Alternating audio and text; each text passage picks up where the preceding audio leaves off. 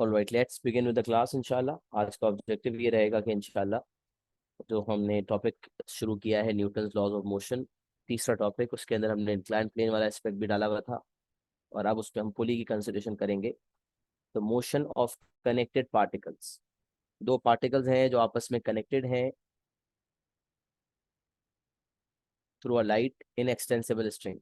तो motion of particles connected by a light inextensible string passing over a smooth pulley. तो सिलसिला ये है कि पुली तो आपको पता होना चाहिए कि पुली जो है ये हमेशा जहन में रखें, the pulley will always be smooth. Pulley में ऐसा नहीं होगा कि पुली स्मूथ नहीं होगी, पुली स्मूथ ही होगी। पुली में फ्रिक्शन वाला केस कंसिडर करना नहीं होता। हमें जो डील करना है केस मैकेनिक्स में वो स्मूथ पुली वाला ही करना होगा हमेशा, जो हमारे सिलेबस का पार्ट।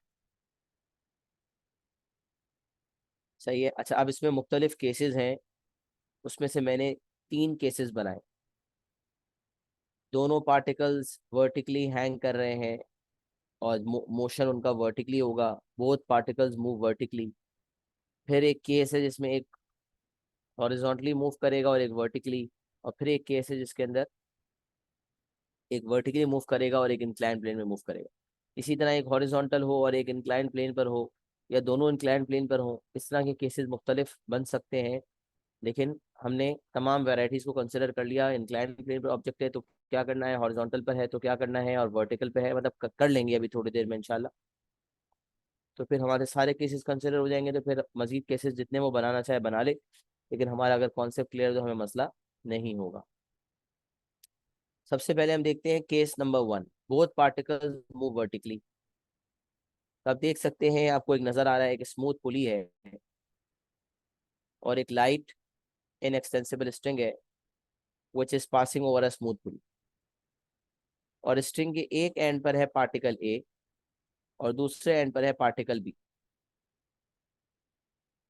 दोनों का वेट डाउनवर्ड एक्ट कर रहा है। वेट तो पार्टिकल्स का डाउनवर्ड ही एक्ट करता है, तो ए का जो वेट है वो भी डाउनवर्ड एक्ट कर रहा है और जो बी है उसका भी वेट डाउनवर्ड एक्ट कर रहा है। दोनों पार्टिकल्स का जो वेट है दैट इज एक्टिंग डाउनवर्ड्स, यही होता है, वेट हमेशा नीचे ही एक्ट करता है। और एक बात हमने फोर्सेस के टॉपिक में भी पढ़ी थी, tension always acts away from the object under consideration. अगर किसी पार्टिकल को हम कंसिडर करते हैं तो tension will act away from that object and it acts towards the pulley. Tension acts towards the पुली। तो टेंशन जो है वो ए को अगर हम देखते हैं तो tension acting away from A, B को अगर हम कंसिडर करते हैं तो tension acting away from B and it acts towards the pulley. अच्छा, दोनों particles S metres above the ground है। एक हॉरिजॉन्टल ग्राउंड है, जो आपको केस ए नजर आ रहा है उसमें हॉरिजॉन्टल ग्राउंड नजर आ रहा है, और पार्टिकल ए और पार्टिकल बी दोनों जो है S metres above the horizontal ground है and they are held at rest. अक्सर ऐसा होता है, the particles are held at rest लिखा हुआ होता है।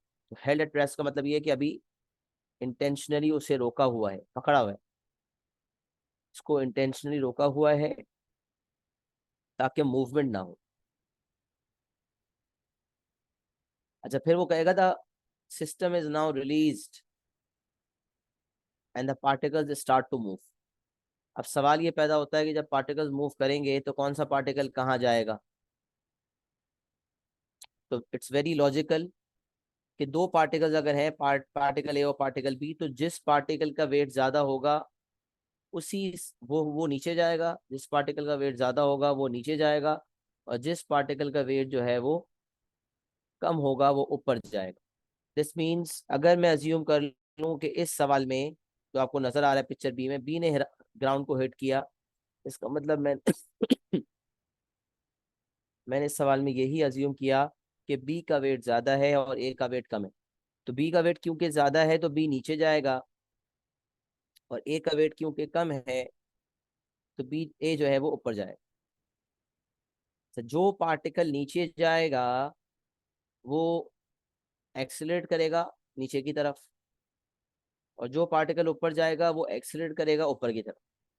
और when the two particles are connected through a light inextensible string which passes over a smooth pulley, और पुली की वजह से मोशन हो रहा होता है, तो ऐसे केस में दोनों पार्टिकल्स की एक्सेलरेशन कांस्टेंट भी होती है और सेम भी होती है। मतलब जो पार्टिकल ए की एक्सेलरेशन होगी वही पार्टिकल बी की एक्सेलरेशन होगी, बस डायरेक्शन अलग अलग होगा। बी विल एक्सेलरेट, बी नीचे जाते जाते एक्सटेंड करेगा और ए ऊपर जाते जाते एक्सटेंड करेगा, बट दोनों की एक्सेलरेशन कांस्टेंट होगी और सेम होगी। ऐसा नहीं है कि ए की कुछ और बी की कुछ और, दोनों की सेम होगी।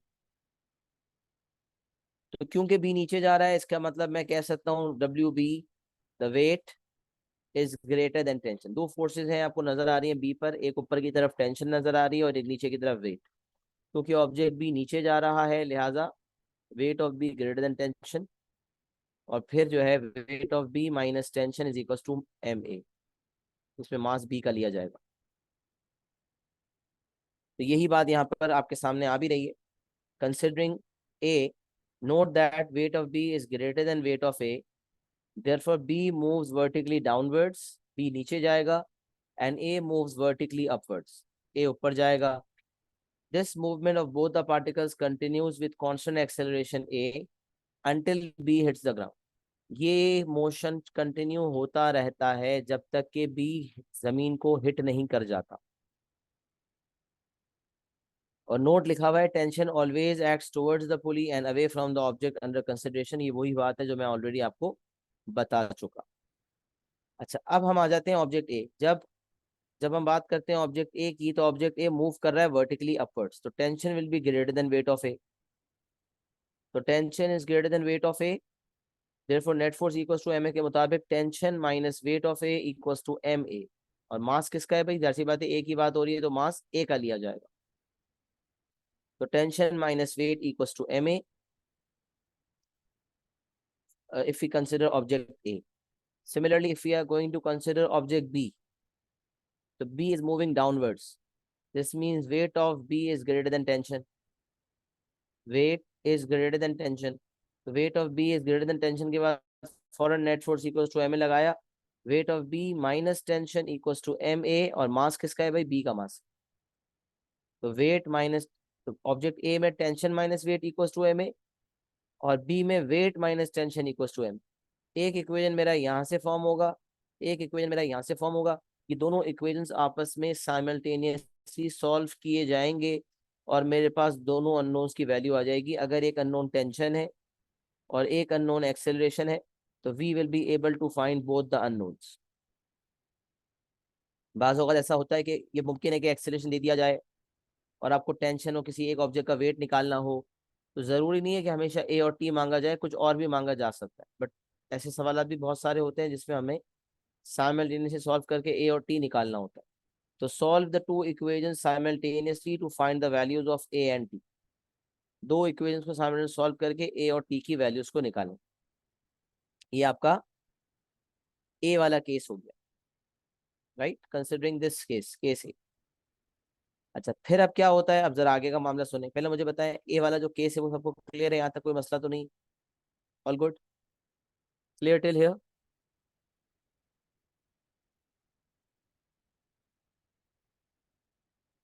Okay great. अच्छा, फिर जो है आगे आ जाते हैं। अब क्या हुआ, बी नीचे मूव करता चला गया और करते करते बी ने ग्राउंड को हिट कर दिया। अब जैसे ही बी ने ग्राउंड को हिट किया, अब जरा ये इंपॉर्टेंट बात है, अब बी ग्राउंड को हिट करने के बाद रीबाउंड नहीं करेगा। जब भी एग्जामिनर इस तरह का सवाल देता है तो वो यही कहता है कि भाई जिस पार्टिकल ने ग्राउंड को हिट किया है वो रीबाउंड नहीं कर रहा।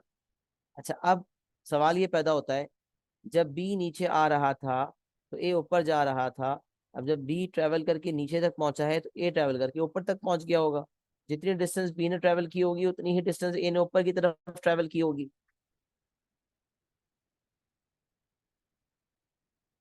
सही है, जितनी डिस्टेंस बी नीचे ट्रेवल करके ग्राउंड को हिट करेगा उतनी ही डिस्टेंस ए ऊपर की तरफ ट्रेवल करेगा। अब जब बी ने ग्राउंड को हिट कर दिया तो ए समझ लें यहाँ पहुंचा हुआ है। अब मेरा सवाल ये है कि जब बी ने ग्राउंड को हिट कर दिया तो क्या ए ऊपर मूव करेगा या बी भी, ए भी फौरन रुक जाएगा? क्योंकि अब पुली की वजह से तो मोशन नहीं हो रहा ना। जब बी जमीन को मूव कर जाता है, जब बी जमीन को हिट कर जाता है तो क्या ए रुक जाता है? इसका जवाब है नहीं, ए नहीं रुकता। सोचो, अगर मैं तेजी से एक सिस्टम को चला रहा हूँ और जैसे ही पार्टिकल रुकता है तो दूसरे पार्टिकल पे झटका लगेगा और वो ऊपर जाएगा। वो अभी ऊपर जाता रहेगा जब तक उसकी जान बाकी है, क्योंकि मोमेंटम में तो वो है ना। मोशन में तो वो है, काइनेटिक एनर्जी तो उसमें है। जब तक कि उसकी काइनेटिक एनर्जी जीरो नहीं हो जाती, जब तक उसकी वेलोसिटी जीरो नहीं हो जाती, जब तक वो ट्रैवल करेगा। अच्छा, अब ये जब बी ग्राउंड को हिट कर जाता है, उसके बाद जो ए की मूवमेंट होती है, तो इसमें हम स्ट्रिंग को कर देते हैं स्लैक। स्ट्रिंग क्या हो जाती है? स्लैक। और ये जो मोशन होता है, ये फ्री फॉल मोशन कहलाता है, क्योंकि इसमें टेंशन एक्ट नहीं करती। याद रहे, जब स्ट्रिंग स्लैक हो जाए तो फिर tension does not act. Tension का काम उस वक्त तक है जब तक कि स्ट्रिंग स्लैक, जब नॉर्मल पुली का मोशन चल रहा है तो टेंशन का यूटिलाइजेशन है। जैसे ही स्ट्रिंग स्लैक हुई, इसका मतलब रस्सी ढीली हो गई, धागा ढीला हो गया। और ढीला होने का मतलब अब उसमें ताकत नहीं रहेगी, उसकी टेंशन एक्ट नहीं करेगी। तो सर फिर ये मूव कैसे कर रहा है? तो मैंने पहले ही कह दिया, क्योंकि इसमें मोमेंटम है। दोनों मूव कर रहे थे, एक नीचे जा रहा था और एक ऊपर जा रहा था। तो यकीनन दोनों मूव करने की वजह से दोनों की एक्सेलरेशन भी थी और दोनों की स्पीड भी गेन हो चुकी थी। इसका मतलब they were in momentum and they were having kinetic energy. तो बी तो जमीन पे लग के जमीन की वजह से वो रेस्ट पर आ गया, क्योंकि वो रिबाउंड नहीं हुआ। बट ए तो चलता रहेगा, क्योंकि वो तो हवा में था। तो अब सवाल ये पैदा होता है कि जब बी ग्राउंड को हिट करेगा, तो जितनी वेलोसिटी से बी ग्राउंड को हिट करेगा, उसी वेलोसिटी से ए अपना सब्सिक्वेंट मोशन शुरू करेगा। सब्सिक्वेंट मोशन है बी के जमीन पे हिट करने के बाद वाला जो मोशन है, उसको मैं सब्सिक्वेंट मोशन कह रहा हूँ। एक पुली वाला मोशन था, नॉर्मल पुली मोशन। और बी के ग्राउंड पे हिट करने, बी ने जब ग्राउंड को हिट किया, उसके बाद जो मोशन है, उसको हम कह रहे हैं नॉर्मल पुली मोशन। उसको हम कह रहे हैं सब्सिक्वेंट मोशन है। अभी मैं अपनी जबान में आपको बता रहा हूँ। तो एक इनिशियल मोशन था जो नॉर्मल पुली वाला मोशन था, और एक सब्सिक्वेंट मोशन था। तो इनिशियल मोशन में जो बी की फाइनल वेलोसिटी थी, when it was hitting the when it hits the ground, जब बी ऊपर से नीचे आया, जिस फाइनल वेलोसिटी से बी ने ग्राउंड को हिट किया, उसी वेलोसिटी पे ए भी खड़ा होगा। मतलब जो वेलोसिटी बी की होगी वही ए की भी होगी। तो ए का जो सब्सिक्वेंट मोशन है, उसमें ए की इनिशियल वेलोसिटी वही होगी जो बी की फाइनल। जिस वेलोसिटी से बी ने ग्राउंड को हिट किया है, जो बी की फाइनल वेलोसिटी है, उसी वेलोसिटी से ए अपना सब्सिक्वेंट मोशन शुरू करेगा। अच्छा जी, अब ए जो है इस सब्सिक्वेंट मोशन में ऊपर जाएगा। और कब तक ऊपर जाएगा? जब तक कि वो फाइनल वेलोसिटी उसकी जीरो नहीं हो जाती। तो इनिशियल ए की हमें पता होगी यकीनन, क्योंकि अगर हमारे पास इनिशियल जीरो है, क्योंकि object were held at rest, और फिर वो जब छोड़ा तो इनिशियल उनकी जीरो ही होती है। फिर अगर उनकी एक्सेलरेशन मुझे पता चल चुकी है और डिस्टेंस भी मुझे पता है, तो यहाँ से मैं फाइनल वेलोसिटी निकाल सकता हूँ। और एक दफा बी की फाइनल आ गई तो उसी को ए की इनिशियल मान लिया। अब ए की इनिशियल और ए की final which is zero, maximum point पे।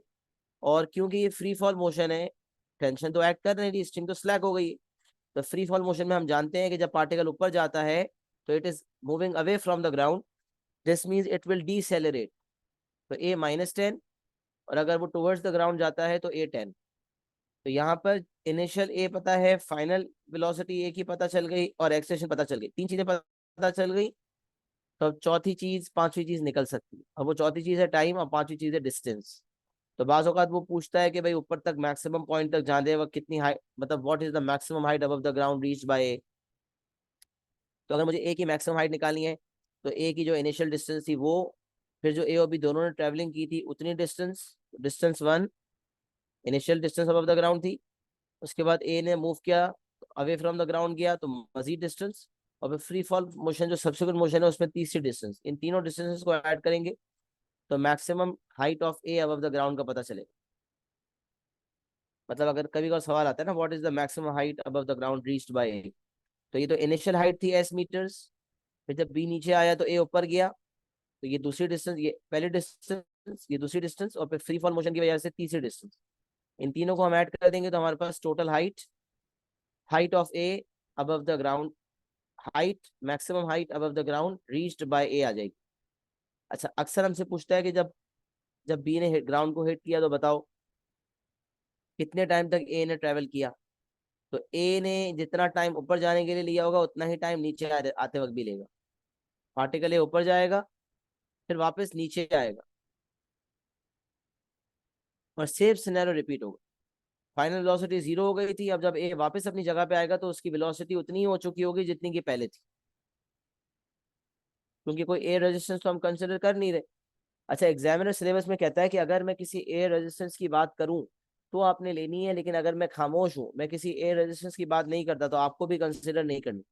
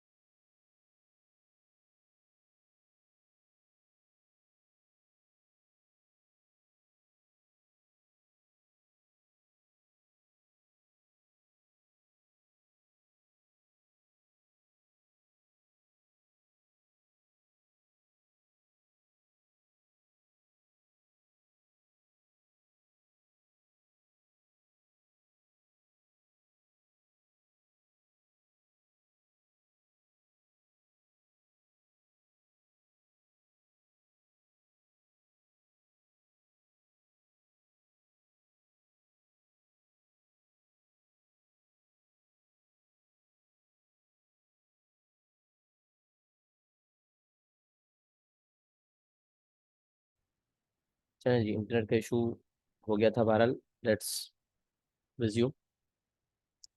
तो हम बात ये कर रहे थे कि बी ने जब ग्राउंड को हिट किया तो वहीं से ए ने अपना सब्सिक्वेंट मोशन उसी स्पीड से शुरू किया। फाइनल वेलोसिटी 0 थी, इनिशियल वेलोसिटी जो है वही होगी जो बी की फाइनल थी when it hits the ground. और फ्री फॉल मोशन में A-10। फिर आई वाज सेइंग कि भाई maximum height above the ground reach by a की अगर बात की जाती है तो इनिशियल डिस्टेंस जो ए की थी, फिर जब बी नीचे आया और ए ऊपर गया तो वो सेकंड डिस्टेंस हो गई, तो डिस्टेंस 1, फिर डिस्टेंस 2, और फ्री फॉल मोशन की वजह से डिस्टेंस 3, जो स्ट्रिंग स्लैक होने की वजह से जब बी ने ग्राउंड को हिट कर दिया।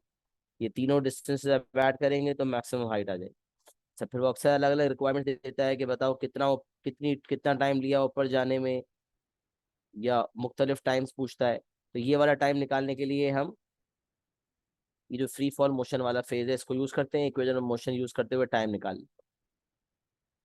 कभी मैक्सिमम हाइट पूछता है तो हम डिस्टेंस निकाल लेते हैं, थर्ड फेज, थर्ड स्टेज, जो मतलब इनिशियल डिस्टेंस प्लस फिर जो इनिशियल मूवमेंट हुई थी उसकी वजह से डिस्टेंस, और फिर जो सब्सिक्वेंट मोशन हुआ था उसकी वजह से डिस्टेंस, तीनों डिस्टेंस को ऐड कर देते हैं। और इक्वेशन ऑफ मोशन का कसरत से इस्तेमाल होता है। तो बहरहाल मुख्तलिफ रिक्वायरमेंट्स बन जाती हैं, और मुख्तलिफ रिक्वायरमेंट्स में जो मुझसे पूछा जाएगा accordingly that I will find, जो पूछा जाएगा अकॉर्डिंगली मैं वही फाइंड कर लूंगा। सही है। अच्छा, अब यही हम बात जो कंसिडरिंग ए वाला केस हमने कंसिडर कर लिया। मैंने आपके सामने डिटेल डिस्कशन कर ली केस ए की, कि ए जो है वो ऊपर जाएगा और बी जो है वो नीचे आएगा, और दो इक्वेशंस बनेंगे, साइमल्टेनियस सॉल्व होके ए और टी मिल जाएगा, या बाज़ औक़ात कुछ और भी निकालना पड़ता है। अच्छा, कंसिडरिंग बी क्या है, both particles A and B have moved a distance of s meters after traveling for s meters, b hits the floor. After traveling for s meters, b hits the floor. आवाज तो आ रही है लेकिन ये screen मुझे लगता है lag हो गई 1 मिनट। अरे अब गुजारा करते हैं, अल्लाह मालिक के, लैग तो हो रहा है but let's hope for the best. Both particles A and B have moved a distance of s meters, दोनों पार्टिकल्स ने s meters ट्रैवल कर लिया। And after travelling for s meters, b hits the floor and does not rebound upwards. यही statement सवाल में लिखी होती है कि जो पार्टिकल जिसने ग्राउंड को हिट किया वो रिबाउंड नहीं किया। ये आपका बी वाला केस कंसिडर हो गया। और सी वाले केस में मैंने आपको बताया कि ए का फ्री फॉल मोशन होगा, तो वो यहाँ भी लिखा हुआ होगा, after B hits the floor it does not rebound upwards, therefore the string gets slack। And जब भी स्ट्रिंग स्लैक होगी तो समझ जाइएगा टेंशन जो है वो 0 हो जाएगी। and A continues to move vertically upwards freely under gravity, and that is A equals -10 until it comes to rest. Comes to rest का मतलब फाइनल वेलोसिटी आपकी 0 हो जाएगी. The initial velocity with which A starts its free fall motion is equal to the final velocity of B with which it hits the floor. जो B की final है वही A की इनिशियल बन जाएगी. नोट कह रहा है as the acceleration is constant therefore the equation of motion will be used throughout the question. ये बात भी बता दी थी. अब ये जो दो पॉइंट्स हैं ये क्या बताना चाह रहे हैं? The force exerted on the string by the pulley is 2t upwards. The force exerted on the string by the pulley is 2t upwards, and the force exerted on the pulley by the string is 2t downwards. अच्छा, जो usually examiner, वैसे तो examiner दोनों use कर सकता है terminologies, but usually वो string, the force exerted on the string by the पुली की बात करता है. अब जरा यहाँ देखें तो इनिशियली जब ये जो आपको नजर आ रहा है ए डायग्राम ए जो नजर आ रहा है, उसमें आप देख सकते हैं कि दो स्ट्रिंग्स हैं. मतलब एक स्ट्रिंग है, दो तरफ है मौजूद, और एक एंड पर पार्टिकल ए अटैच्ड है और दूसरे एंड पर पार्टिकल बी अटैच्ड. अब जरा थोड़ी देर सोचिएगा कि जब दो पार्टिकल्स हैंग हो रहे हैं तो उन हैंग होने की वजह से, उनके वेट की वजह से क्या पुली पर कोई फोर्स एक्सर्ट होगी? मिसाल है, एक बंदे की गर्दन है, उसमें एक रस्सी बांध दी जाए, धागा बांध दिया जाए, या समझ ले रस्सी बांध दी जाए, तो इतना वेट फील नहीं होगा. समझ ले वेट नेग्लिजिबल है रोप का, तो उसको आप इग्नोर मार. लेकिन जब उस रस्सी पे एक एंड पर एक बच्चा लटक जाए और दूसरे एंड पर दूसरा बच्चा लटक जाए, तो क्या उन दोनों बच्चों के लटकने की वजह से अब गर्दन पे जोर आएगा? तो बिल्कुल आएगा. किस तरफ आएगा गर्दन पे जोर? नीचे की तरफ आएगा ना. ऐसा लग रहा होगा कोई चीज दबा रहा है, हमें हमारी गर्दन को कोई नीचे की तरफ दबा रहा है. तो स्ट्रिंग पे क्योंकि दोनों तरफ ऑब्जेक्ट्स है, लिहाजा इन ऑब्जेक्ट्स के वेट की वजह से नीचे की तरफ 2t डाउनवर्ड्स फोर्स एक्सर्ट हो रही होगी पुली पर. Net force exerted on the pulley, the force exerted on the pulley by the string is 2t downwards. अच्छा, अब क्या इस फोर्स की वजह से पुली जो है वो ब्रेक हो गया? पुली पुली टूट गया? नहीं ना. इसका मतलब जब स्ट्रिंग की वजह से पुली पे 2t डाउनवर्ड्स की फोर्स थी, तो रिएक्शन में न्यूटन का थर्ड लॉ ऑफ मोशन कहता है every action has an equal and opposite reaction. तो पुली ने भी रिएक्शन शो किया, और उसकी वजह से पुली ने जो फोर्स एक्सर्ट की on the string, that is 2t upwards. तो बॉटम लाइन ये कि कभी वो मेंशन करे what is the force exerted on the string by the pulley, या स्टेट द मैग्नीट्यूड. अब जब मैग्नीट्यूड की बात करेगा फिर तो डायरेक्शन मैटर ही नहीं करता. लेकिन अगर मैग्नीट्यूड के साथ डायरेक्शन भी मांगेगा, तो अगर लिखा हुआ है the force exerted on the pulley by the string, string की वजह से पुली पे कितनी फोर्स है, तो स्ट्रिंग की वजह से पुली पे फोर्स है 2t डाउनवर्ड्स, और पुली की वजह से स्ट्रिंग पे जो फोर्स है रिएक्शन में, that is 2t upwards. But उसका मैग्नीट्यूड 2 टाइम्स t है, याद रखें. तो अगर टेंशन 5 न्यूटन है तो 2 टाइम्स 5 वुड बी 10 न्यूटन. अच्छा, अगर वो कहेगा the force exerted on the string by the pulley या on the pulley by the string is 10 newton, state the tension, तो आप समझ जाइएगा कि 2t जो है वो 10 के बराबर है, लिहाजा t इक्वल्स टू 5. तो अगर आपको फोर्स एक्सर्टेड दी जाए तो आप टेंशन फाइंड कर सकते हैं, अगर आपको टेंशन मिल जाए तो आप फोर्स एक्सर्टेड निकाल सकते हैं. तो यही पॉइंटर लिखा हुआ है, the force exerted on the pulley by the string, string की वजह से पुली पे जो फोर्स एक्सर्ट हो रही है, दैट इज 2t डाउनवर्ड्स, और रिएक्शन में जो फोर्स एक्सर्ट हो रही है स्ट्रिंग पर bye the pulley, that is 2t upwards. तो याद रखें, जो डायरेक्शन हमें वाज़ेह तौर पर डायरेक्टली नजर आ रहा होता है, वो ये जो डायरेक्शन हमें नजर आ रहा होता है, this is the direction of the force exerted on the string by the pulley. ये होता है on the string by the पुली, मतलब ये वाला on the string by the pulley, which is how much? Which is 2t upwards. और आप देख सकते हैं ये जो डायग्राम में आपको टेंशन नजर आ रही है, इन दोनों का डायरेक्शन भी अपवर्ड्स है, तो 2t अपवर्ड्स हो जाएगा. And this force is known as the force exerted on the string by the pulley. सही है. मुझे बताया पुली का जो केस नंबर 1 मैंने आपके सामने रखा है, क्या बात यहाँ तक समझ आई? और ये जो फोर्स एक्सर्टेड वाली बात है, क्या ये भी समझ आ गई? यहाँ तक जरा मुझे एक्नॉलेजमेंट दें.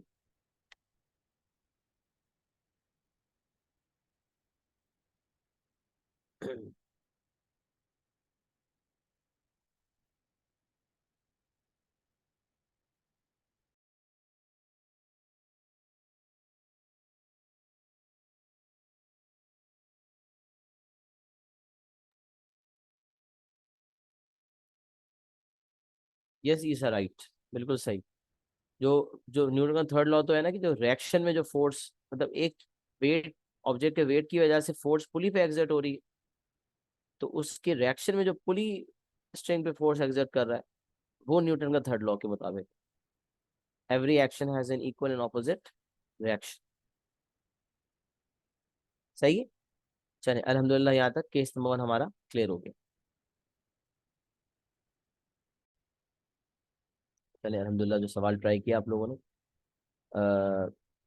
वर्टिकल मोशन वाला, उसमें तकरीबन सबके आंसर्स ही ठीक हैं.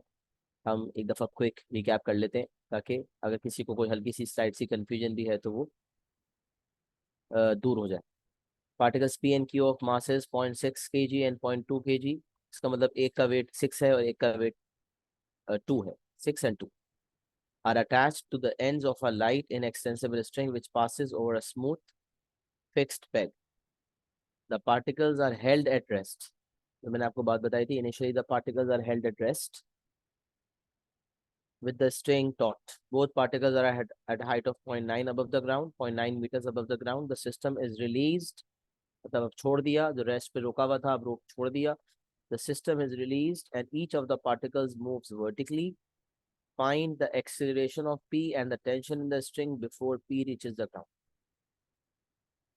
तो हमें वही जो दो चीजें मैंने कहा था, दो इक्वेशंस बनते हैं. क्योंकि P का वेट ज्यादा है, आपको नजर आ रहा है P का वेट 6 न्यूटन है mg के मुताबिक. 0.6 into 10 is 6 न्यूटन और ये 2 न्यूटन है. तो P will move downwards and Q will move upwards.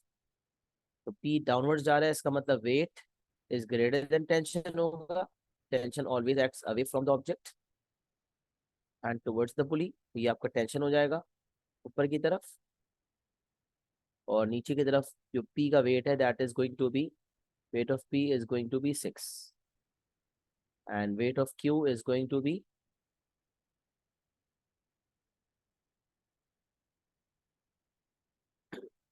weight equal 6 और यहाँ जो वेट है दैट इज इक्वल टू 2. तो एक जगह हम करेंगे weight is greater than tension. P के लिए वेट ग्रेटर देन टेंशन है, तो weight minus tension equals to ma. और Q के लिए tension is greater than weight है. Tension is greater than weight है, तो tension minus weight is equals to ma. P की बात कर रहे थे P का मास, और Q की बात कर रहे थे तो Q का मास. दो इक्वेशंस बने. मैंने दोनों जगह से, अच्छा एलिमिनेशन सब्स्टिट्यूशन दोनों यूज कर सकते हैं. तो अगर आप डायरेक्टली दोनों इक्वेशंस को ऐड करते हैं एक दूसरे के नीचे ऊपर नीचे रखकर, तो आप एलिमिनेशन से भी कर सकते थे. ये हो जाता आपका 6 - 2 4 एंड 4 इज इक्वल टू, नहीं, हाँ, 4 इक्वल टू 0.8 हो जाता ना. 4 इज इक्वल टू 0.8 हो जाता. तो अगर आप डायरेक्ट दो इक्वेशन है जैसे, ये आपका इक्वेशन नंबर 1 है. मैंने तो खैर यहाँ पर एलिमिनेशन से सब्स्टिट्यूशन सॉल्व किया. This is equation number 1 and this is your equation number 2. दो इक्वेशन है और मैंने दोनों को साइमल्टेनियस सॉल्व किया. 6 - 0.6a is equals to 2 + 0.2a and you get got 4 equals 0.8a, a equals 5. अगर एलिमिनेशन से आप करते डायरेक्टली, तो ये वाला इक्वेशन इस वाले इक्वेशन के नीचे रखते, दोनों को ऐड ही करते, तो -t और t कैंसिल हो जाता. जब -t और t कैंसिल हो जाता तो 6 - 2 बन जाता 4 और 0.6 + 0.2 बन जाता 0.8. तो 0.8a equals 4 and a equals to 5. Elimination से ये जल्दी हो जाता. सही है. एलिमिनेशन से ये जल्दी हो जाता. अच्छा जी, उसके बाद जो है हम बात करते हैं ए आने के बाद किसी भी एक इक्वेशन में आप डाल देंगे तो आपके टेंशन आ जाएगी। तो एक्सप्रेशन 5 को आप इक्वेशन 1 में सब्स्टिट्यूट कर दें या आप इसको इक्वेशन 2 में सब्स्टिट्यूट कर दें, you will get tension is equal to 3 newton. सही है। टी का जो आंसर आ जाएगा that is going to be 3 newton. A5 और T3 ये आपका फर्स्ट पार्ट हो गया। अच्छा, इसमें ना मार्किंग स्कीम में 3 इक्वेशंस बनाने का ऑप्शन होता है, जिसमें से कोई भी 2 बना लेंगे तो काम हो जाएगा। एक इक्वेशन होता है on the basis of particle P, एक होता है on the basis of particle Q, और एक होता है सिस्टम इक्वेशन। बाज़ औक़ात ना सिस्टम इक्वेशन भी बनता है।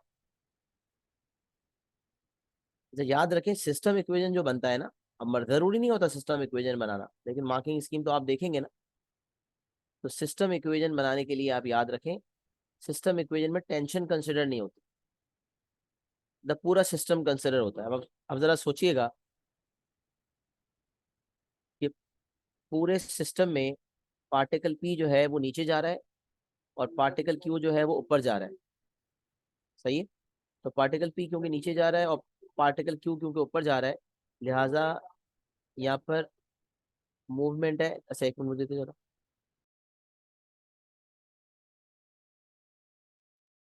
अच्छा जी, तो फिर हम बात कर रहे थे सिस्टम इक्वेशन अगर बनता है तो याद रखें सिस्टम इक्वेशन में टेंशन कंसिडर नहीं होती।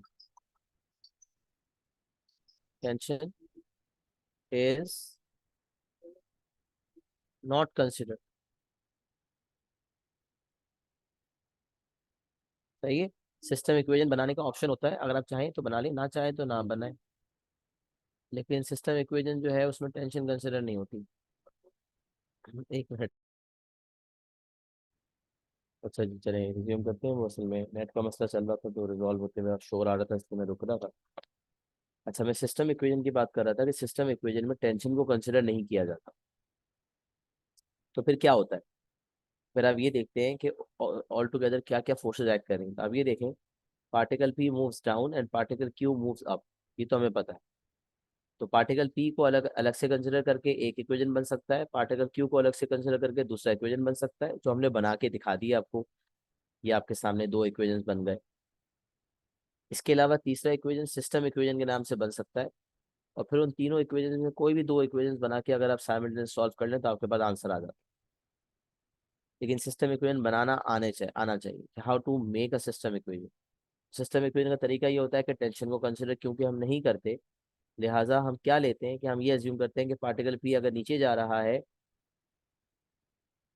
तो पार्टिकल, अब सोचे ना अगर पार्टिकल Q होता ही नहीं तो पार्टिकल P मजे से नीचे जाता।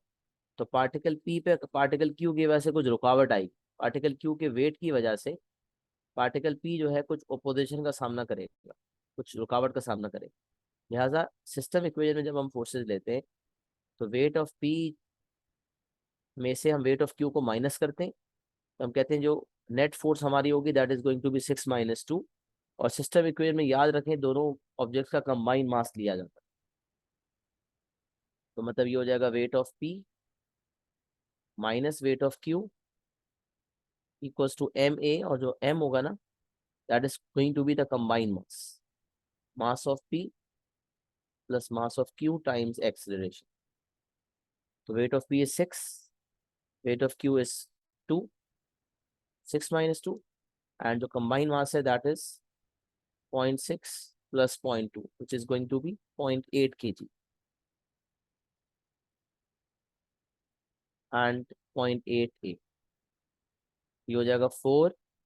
अच्छा, सिस्टम इक्वेशन का फायदा ये होगा यहाँ से एक्सप्रेशन फॉरन आ गए, साइमल्टेनियस सॉल्विंग करने की हमें जरूरत नहीं पड़ी, यहाँ से ए आ गया।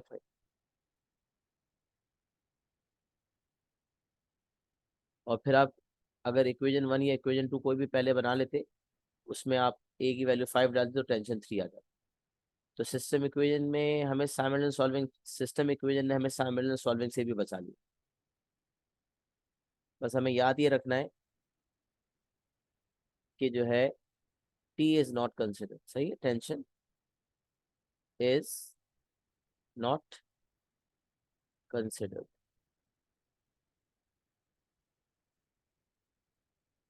सिस्टम इक्वेशन बनती है तो टेंशन को हम कंसिडर नहीं करते। तो फिर जो पार्टिकल नीचे जाता है और जो पार्टिकल ऊपर जाता है उन दोनों के वेट्स को सब्ट्रैक्ट करते हैं, weight of P minus weight of Q.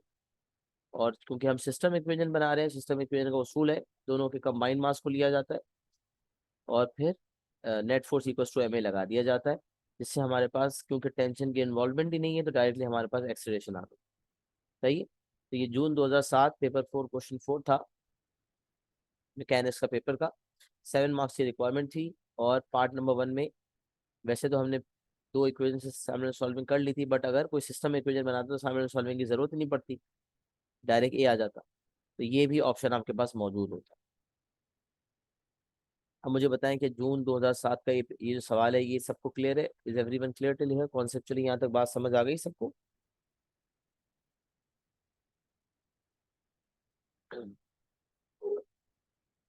Yes, is it clear?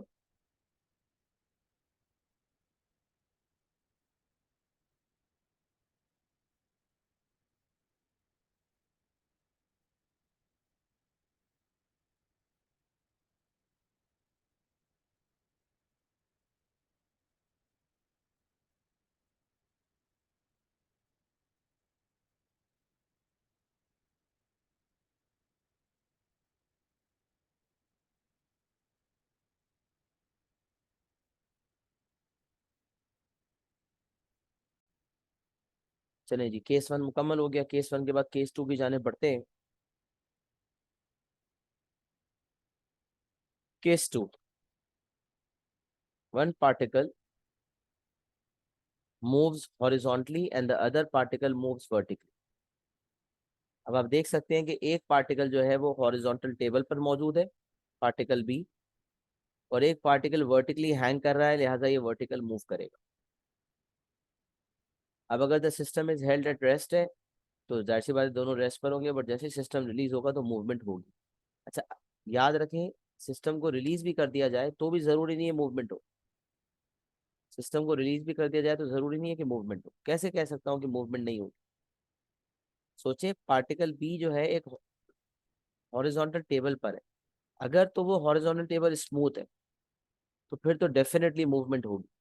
Particle B will move left and particle A will move down. But अगर पार्टिकल बी जो है एक रफ टेबल पर है तो उस रफ टेबल में रफनेस की वजह से फ्रिक्शन एग्जिस्ट करेगी। तो अगर वो स्मूथ का जिक्र करता है तो फ्रिक्शन नहीं होगी, और अगर वो रफ का जिक्र करता है तो फ्रिक्शन होगी। सही है। तो one particle moves horizontally and the other particle moves vertically. लेकिन याद रहे कि अगर फ्रिक्शन इतनी ज्यादा है कि वो टेंशन से ज्यादा है या टेंशन के बराबर है, दोनों सूरतों में पार्टिकल बी को वो मूव करने नहीं देगी। और जब पार्टिकल बी मूव नहीं होगा रफनेस की वजह से, फ्रिक्शन की वजह से, तो फिर पार्टिकल ए भी मूव नहीं होगा और सिस्टम इक्विलिब्रियम में होगा। लेकिन अगर मूवमेंट होगी तो B will move towards left and A will move downwards. अच्छा, सबसे इंपॉर्टेंट ये होता है कि जब डायग्राम आपके सामने दिया जाए तो सारी फोर्सेस को आप डायग्राम पर ही मेंशन कर दें। तो अब यहाँ पर देखें, पार्टिकल बी पे जो फोर्सेस हैं वो है नंबर 1 वर्टिकल फोर्सेस। देखें तो नीचे की तरफ वर्टिकली डाउनवर्ड्स रेट है, ऊपर की तरफ normal reaction of the table है जिसको हम आर कह रहे हैं। नीचे की तरफ वेट ऑफ बी एंड ऊपर की तरफ normal reaction of the horizontal table. अच्छा, फिर towards the pulley away from the object B tension act करेगी टुवर्ड्स लेफ्ट, और friction is an opposing force, resisting force, वो रेजिस्ट करेगी मोशन को, and it will act towards right. तब B पे 4 forces होंगे, R, weight of B, friction and tension. अच्छा, particle A की बात करें तो पार्टिकल ए पे नीचे की तरफ एक फोर्स है, that is wait of A, and away from object A and towards the pulley is tension. अब मिसाल ये है, अगर अगर हम अज्यूम कर लेते हैं कि मूवमेंट हो रही है और सिस्टम इक्विलिब्रियम में नहीं है, तो particle A will move downwards, and if particle A is moving downwards, this would mean that the weight of A is greater than the tension. So weight of A greater than T. Object A moves downwards and weight of A is greater than tension. The weight of A is greater than tension. Weight of A minus tension is equals to M A. Net force equals to M A के मुताबिक एक equation आपके पास बन गया।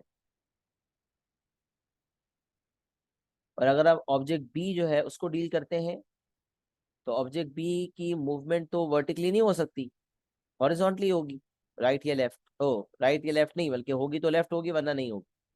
तो इसका मतलब इस वक्त अगर मूवमेंट हो रही है तो लेफ्ट होगी, and tension would be greater than friction. तो tension is greater than friction, so tension minus friction is equals to m. Net force equals to M.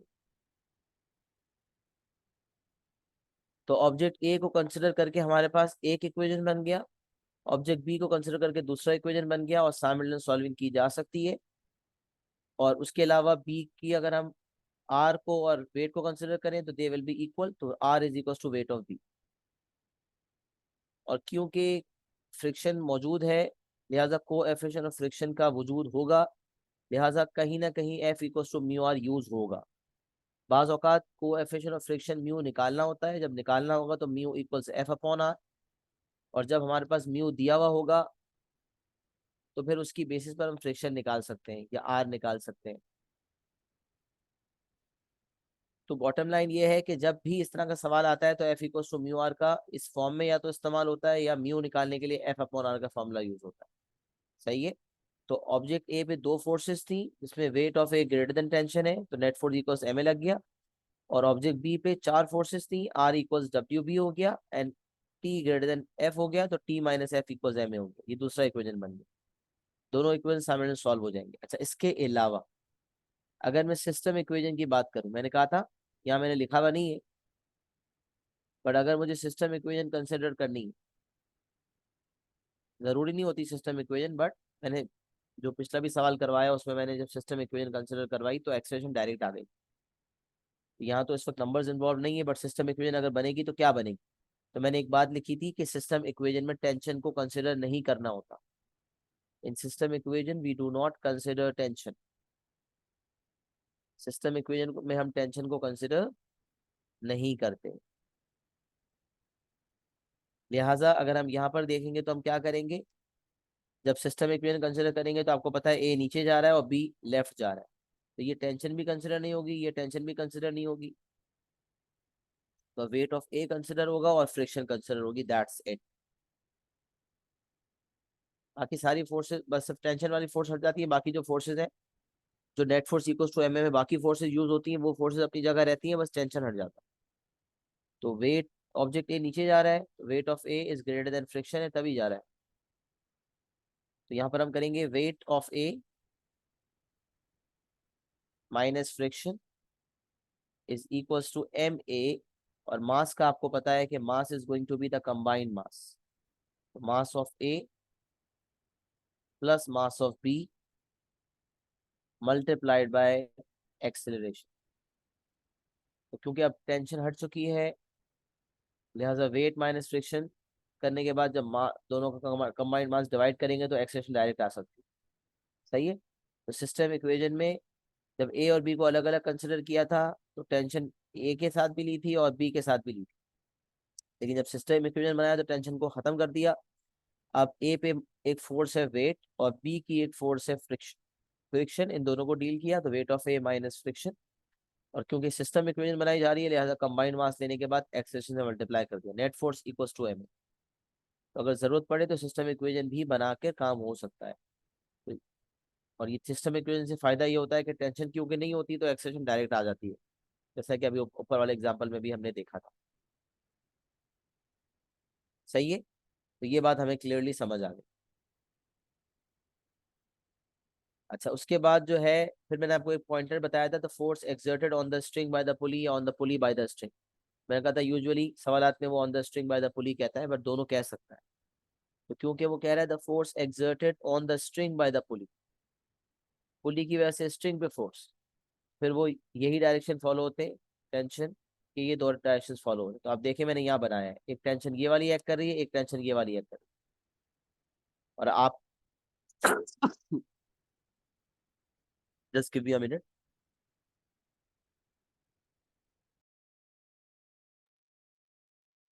Sorry for the disruption, let's resume. तो हम बात ही कर रहे थे कि जब हम सिस्टम इक्वेशन बनाते हैं तो हम टेंशन नहीं लेते। उसके बाद हम बात कर रहे थे, हाँ, the force exerted on the string by the पुली की हम बात कर रहे थे। हम बात कर रहे थे कि यहाँ आपको टेंशन नजर आ रही है, यहाँ भी टेंशन नजर आ रही है।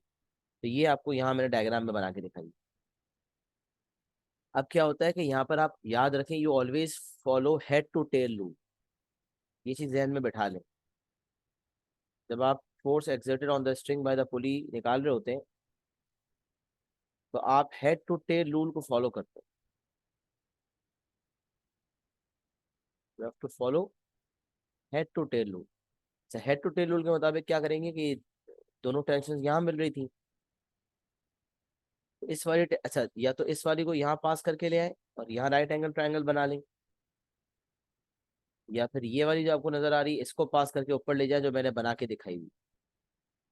Head to tail rule rule follow करने के लिए ये वाली जो है इसको पास कर दें, इसको ऊपर ले आए, या इसको भी यहाँ ले जा सकते हैं। तो फिर इसका और इसका जो रिजल्टेंट है वो ये होता है। तो फिल वक्त जो है ये आपको टी नजर आ रही है, ये भी टी नजर आ रही है। सही है, तो ये राइट एंगल ट्रायंगल बन गया। ये वाली जो है ना इसको पास करवा के ऊपर ले गया। Head to tail rule follow करने के लिए किसी एक को पास करते हैं, सही। तो ये अपनी जगह रही, और इसके हेड पर इस वाले के टेल को मिला दिया, तो ये वाली चीज ये पूरी ऊपर आ गई। तो ये मामला बन गया, दिस एंड दिस। अब ये आपका जो है ये आर है, जिसको हम force exerted on the string by the pulley कह रहे हैं। तो if you have to find this resultant force, ये फोर्स अगर आपने निकालनी है तो उसका तरीका राइट एंगल ट्रायंगल बन रहा है। अच्छा, एक और बात याद रखें कि क्योंकि ये आपको पता होना चाहिए, ये आइसोसेलेस ट्रायंगल है, राइट एंगल ट्रायंगल है आइसोसेलेस वाला, तो ये 45 डिग्री होगा। लिहाजा आप आर निकालने के लिए ट्रिग्नोमेट्रिक रेशो का भी इस्तेमाल कर सकते हैं। मतलब अगर कोई बंदा ट्रिग्नोमेट्रिक रेशो यूज करता है तो वो कह सकता है, मिसाल है अगर ये 45 डिग्री है तो sine 45 is opposite upon hypotenuse. अगर मैं इसको 45 डिग्री मान लूँ क्या मतलब है ही 45 डिग्री, तो ये हो जाएगा, ये मेथड 1 आपके सामने लिखा हुआ है। मेथड 2 आपका हो जाएगा sine 45 is equals to opposite upon hypotenuse. तो अगर मुझे आर निकालना है तो R is equals to T upon sine 45, और साइन 45 की वैल्यू होती है 1/√2। एग्जैक्ट वैल्यू तो ये होती है, लेकिन कैलकुलेटर आपको √2/2 दे रहा होगा। तो R equals T upon sine 45, और √2 ऊपर चला जाएगा, तो आर का जो आंसर आ जाएगा that is going to be T√2। अब देख सकते हैं कि कोई भी मेथड आप यूज करते हैं आर जो है T√2 ही आएगा। सही है, लेकिन ज्यादा बेहतर पाइथागोरस का इस्तेमाल था। तो R square is equals to T square plus T square, तो R square equals to T square. और यहाँ से हमारे पास जो आर आ गया दैट इज T√2। तो अगर हमें net force exerted on the string by the पुली निकालनी है तो हम इस तरह से निकाल सकते हैं। अगर हमारे पास टेंशन मौजूद है तो हम उसको √2 से मल्टीप्लाई करेंगे। मिसाल टेंशन 5 है तो आंसर हो जाएगा 5√2। बट मिसाल है अगर मुझे एग्जामिनर कभी दे that the force exerted on the string by the pulley is 5√2, find the tension, तो आपको पता होना चाहिए कि आपका जो जो नेट फोर्स है, जो force exerted on the string by the पुली है दैट इज T√2। तो T√2 को आप गिवन 5√2 से जब इक्वेट करेंगे, √2 कट जाएगा और टेंशन का आंसर आ जाएगा 5। तो अगर टेंशन मौजूद है तो आप force exerted on the string by the pulley निकाल सकते हैं, और अगर एग्जामिनर ने force exerted on the string by the pulley दे दिया है तो उससे आप टेंशन निकाल सकते हैं। सही है, तो ये जो है ये मैंने आपके सामने कंसिडरेशन कर दी। उसके बाद जो है एक एग्जाम्पल आपके नोट्स में मौजूद है, जून 2006 पेपर 4 क्वेश्चन नंबर 5। ये आप लोगों ने खुद से ट्राई करना है एज अ होमवर्क इंशाल्लाह, और मैं इसको नेक्स्ट क्लास में फिर इंशाल्लाह डिस्कस करूँगा। सही है, आज हमारा कुछ टाइम वेस्ट हो गया कुछ इंटरनेट डिस्ट्रप्शंस की वजह से। Really sorry for that. मुझे खुद बहुत अच्छा नहीं लगता कि यार अपना बिला वजह इतना टाइम वेस्ट होता है। बहरहाल क्या करें, मजबूरी होती है तो कभी कभार होने को कोई टाल नहीं सकता। तो हमने एटलीस्ट केस 1 केस 2 को अंडरस्टैंडिंग में हम ले गए, हमें समझ में आई है चीज़ें इंशाल्लाह। उसकी बेसिस पर आपने ये एग्जाम्पल जो है जून 2006 पेपर को क्वेश्चन का ट्राई करना है, मुझसे फीडबैक शेयर करना है। और इंक्लाइन प्लेन जो हम कर चुके हैं ऑलरेडी, उसके सवालात आपने इंशाल्लाह घर पे ट्राई करने। कोई मसले मसाइल होंगे तो वो मुझसे डिस्कस करने। इंशाल्लाह इस एक्सप्लेनेशन को अल्लाह के हुक्म से नेक्स्ट क्लास में हम कंटिन्यू करेंगे। यहाँ तक सब कुछ क्लियर है जो मैंने समझाया? एज ए क्लियर एक्नॉलेजमेंट दे दें।